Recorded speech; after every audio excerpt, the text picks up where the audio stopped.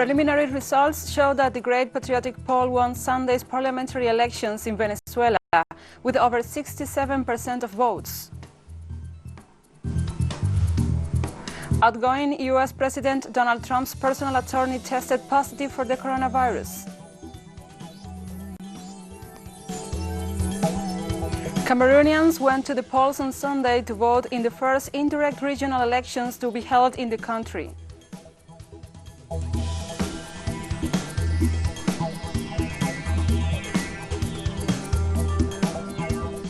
From the headquarters of TeleSUR English in Havana, Cuba, this is From the South. I'm Gladys Quesada.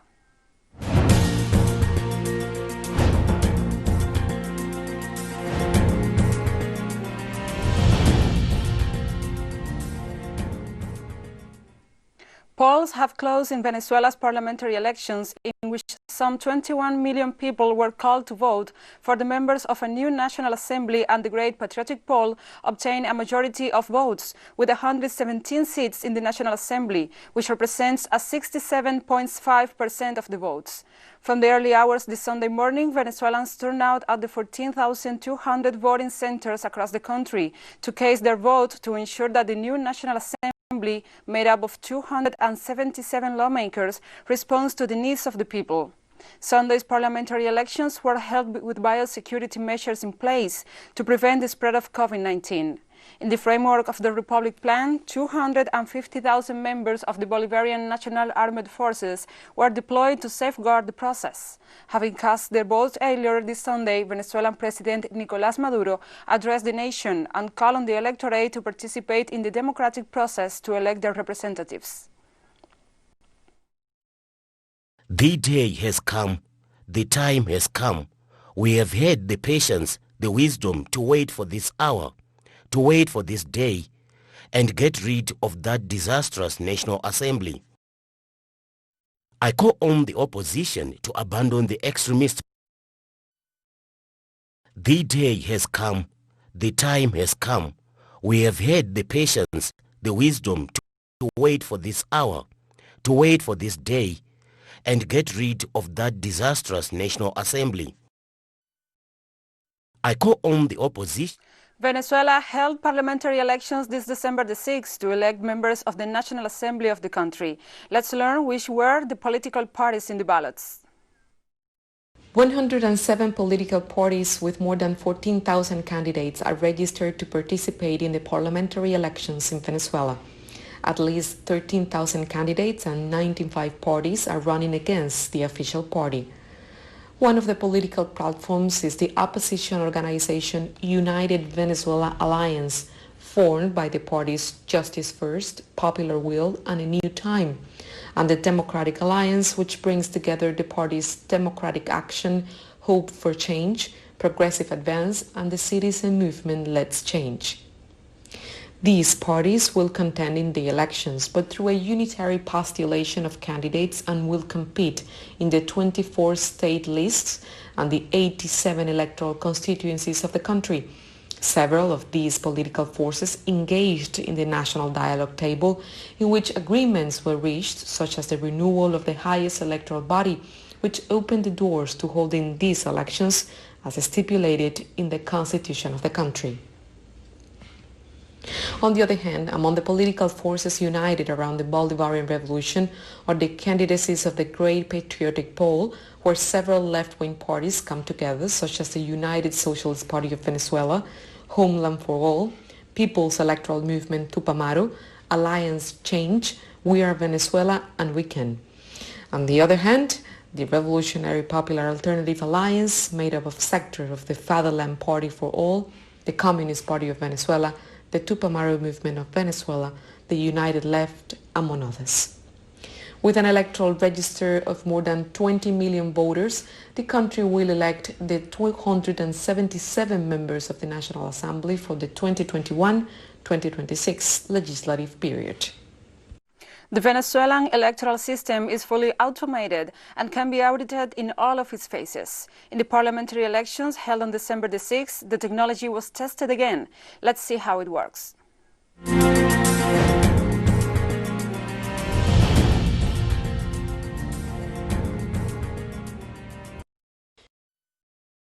The National Electoral Council is setting up a new voting machine and software called EC21 for the parliamentary elections that will be held next December 6. This model has a printer that provides a voucher for each vote cast. This is one of the ways in which citizens can verify their voting. This verification is carried out to confirm that the votes cast in the electoral machine correspond to the number of printed paper vouchers. The EC21 machine is part of the integrated authentication system that must verify the compliance of the principle one voter, one vote, and is only unlocked through the recognition of voters' fingerprints. The electoral authorities perform at least 13 audits that are divided into pre-electoral and post-electoral phase 2. Pre-elections include checking of the voting machine software, inspection of voting machine files, audit of voter data phase 1, production audit, tests to the electoral technological infrastructure, pre-dispatch audit, which is a simulation of the voting itself, also an audit of the counting software and to the national counting process. Telecommunications audit and citizen verification phase 1 are also performed, while in the post-electoral phase 2 means auditing of telecommunications, citizens verification, and audit of electoral data. These audits involve electoral bodies technicians, representatives of political parties, and external auditors. And we'll be right back after this very short break, so don't go away.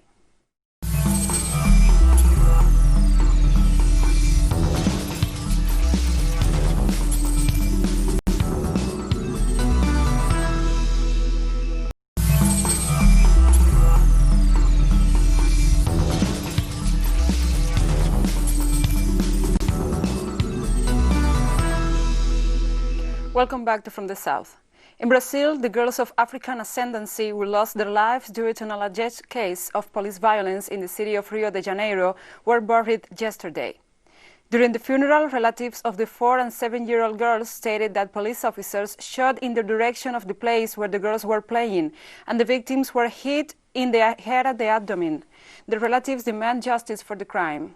In response to the accusations, the police affirmed that the event was triggered by a confrontation.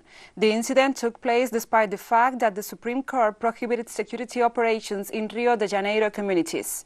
According to the non-governmental organization Fogo Cruzado, 22 young people under the age of 12 were shot in the area in 2020, and 8 of them lost their lives.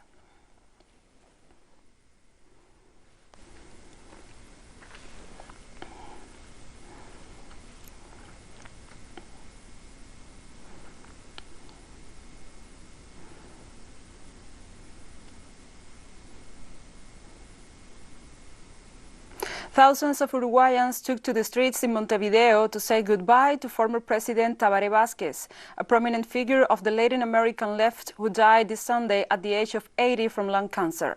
After approximately 1 hour, the funeral procession that had departed from the center of the capital arrived at the cemetery of La Teja, the neighborhood where the former president was born. After the decease of former President of Uruguay, Tabare Vazquez, several political figures reacted to his death. At first, the President of Uruguay, Luis Lacalle Pou, spread his condolences in a Twitter post. He faced his last battle with courage and serenity. He had instances of personal and political dialogue that I value and I will remember. Shortly after, he announced 3 days of national mourning. Other political leaders and diplomatic figures wrote their condolences on social networks, such as the former president of several countries, among them Rafael Correa Delgado. The president of Bolivia, Luis Arce, expressed his condolences to the country and to Vazquez's family. The former president of that country, Evo Morales, sent his heartfelt condolences and solidarity with the Uruguayan people and the family for the sensitive death of our brother and former president Tabare Vazquez, who always supported the democratic process in Bolivia and condemned the coup d'etat.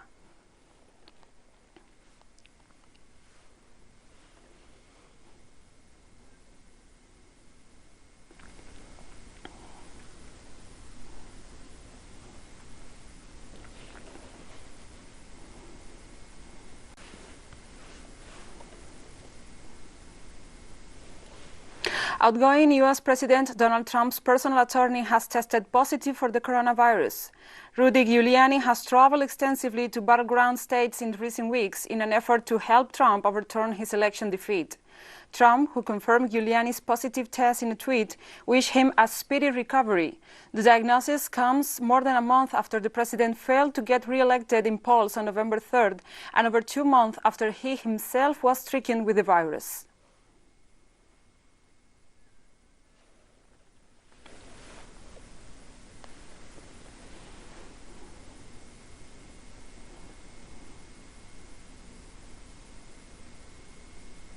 In the United Kingdom, around 800,000 doses of the Pfizer-BioNTech vaccine, which was approved for use last week, are expected to be in place for the start of the immunization program on Tuesday. This will be the country's biggest ever immunization drive and is being closely watched all around the world. The NHS has been planning extensively to deliver the largest vaccination programme in our history, so it's really exciting. It's just incredible, actually. Obviously, I can't hold them in my hands because they are minus 70 degrees, but to know that they are here and we are amongst the first in the country to actually receive the vaccine and therefore the first in the world is just amazing. I'm so proud. So we are aiming for those aged over 80, care home staff, and then, of course, our health and social care family. And today, Portugal's government made official the state of emergency extension as a result of the COVID-19 increasing number of cases in the country. In theory, the state of emergency will last until this last week of December. However, the president, Marcelo Rebelo de Sousa, approved a new extension that is expected to last until January 7th next year. A vaccination campaign is also planned, divided into 3 phases, with priority groups including people over 50, health workers, employees, and residents of nursing homes. According to the latest health report, Portugal registered 3,834 COVID-19 new cases and 87 new fatalities in the last 24 hours.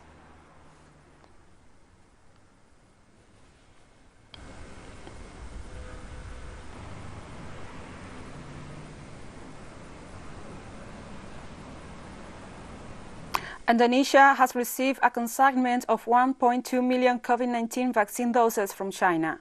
The vaccine batch received in the capital Jakarta is the first to arrive in the Southeast Asian nation from the Chinese company Sinovac.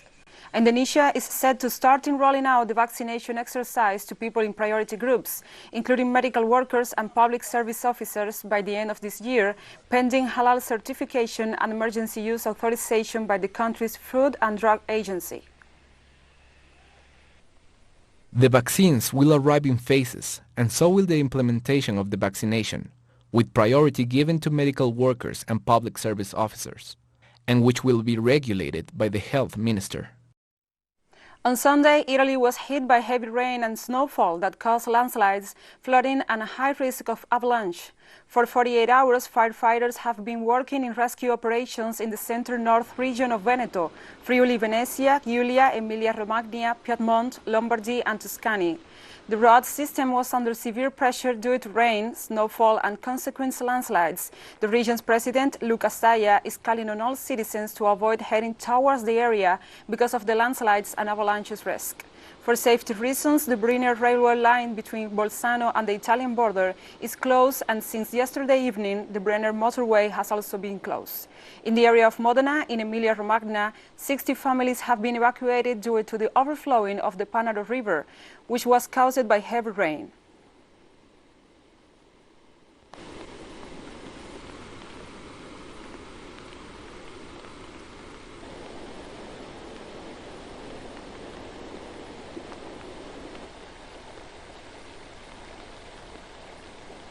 Parliamentary elections in Romania have ended with the ruling centre-right National Liberal Party running neck and neck with the opposition Social Democrats. The exit poll put the Social Democrats on 30.5% and the National Liberal Party on 29%. If born out of official results expected later in the evening, that will still put the National Liberal Party on course to form a government in alliance with the smaller, recently formed USR Plus party, which is won 16% in the exit poll. More than 18 million Romanians were eligible to take part in the vote, carried out with the now familiar virus safety measures on social distancing, mask wearing and hand disinfectant.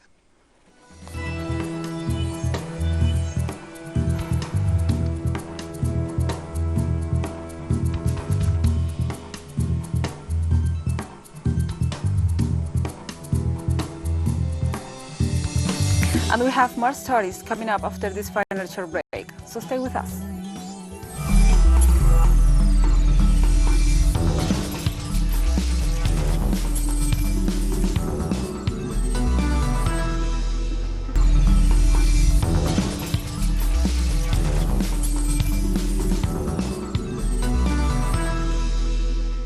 Welcome back to From the South.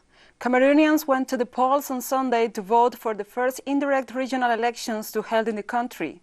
The country's president, Paul Biya, called for the election to partly defuse the separatist insurgency in the English-speaking west part of the country. However, the opposition has boycotted the election, saying it was a shame. An electoral college made up of municipal councillors and traditional chiefs will vote to fill 900 regional council posts in the 10 regions. The elections of December 6, 2020 mark the return or reintegration of the traditional leadership in the political process, in the governance process of Cameroon. And the president of the Democratic of Congo, Felix Tshisekedi, has formally announced plans to pull out of governing coalition with the party of former President Joseph Kabila. The announcement follows a month-long crisis between Tshisekedi and pro-Kabila supporters, who wield a majority in parliament. Tshisekedi said that he has spent a month consulting with political parties and prominent figures, and that overwhelming majority rejected a coalition that includes the Kabila's Common Front for the Congo and his own Cap for the Change party.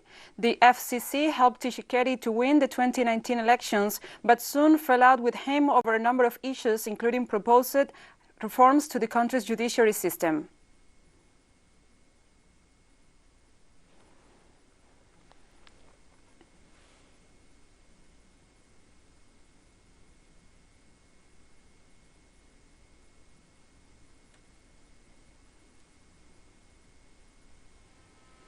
And moments after Tshisekedi's announcement, hundreds of his supporters took to the streets of the capital, Kinshasa, to express their support for his decision. The jubilant crowd said Tshisekedi's move has brought joy to millions of citizens who have been accusing Kabila of undermining the president.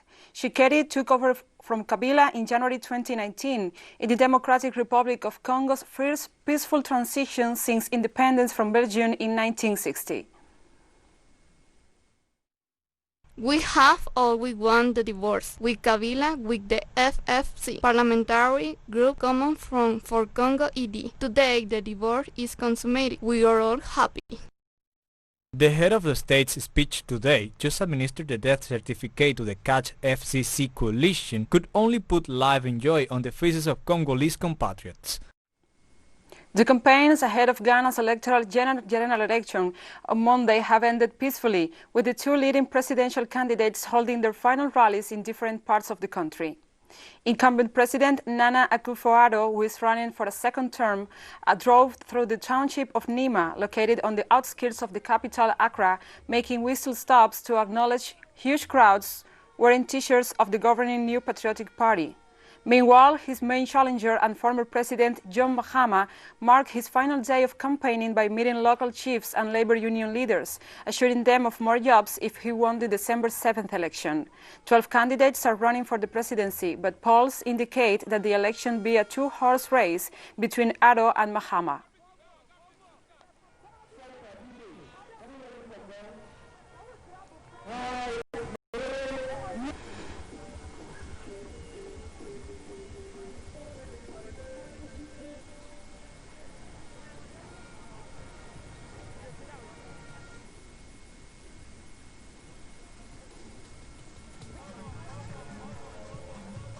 Liberians are preparing to vote in a constitutional referendum alongside Senate elections on Tuesday, December the 8th. The referendum seeks to amend the laws on dual citizenship, reduce the presidential term from 6 to 5 years, and add senators from 9 to 7 years, as well as move the normal holding of elections from the rainy season to the dry season, among other changes. The ballot will ask voters whether to lift a ban on holding dual nationality, a divisive issue in the poor West African nation, which was founded as a haven for freed American slaves in the 19th century.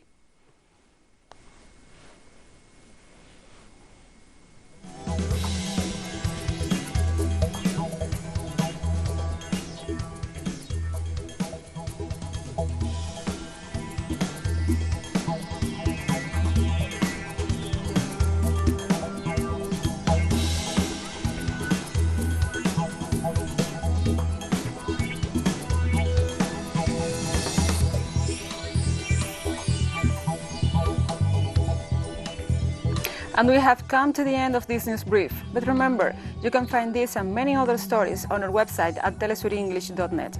Also, if you feel so inclined, please follow us on social media, Facebook, Twitter, Instagram, and Telegram. For TeleSUR English, I'm Gladys Quesada. Thank you for watching.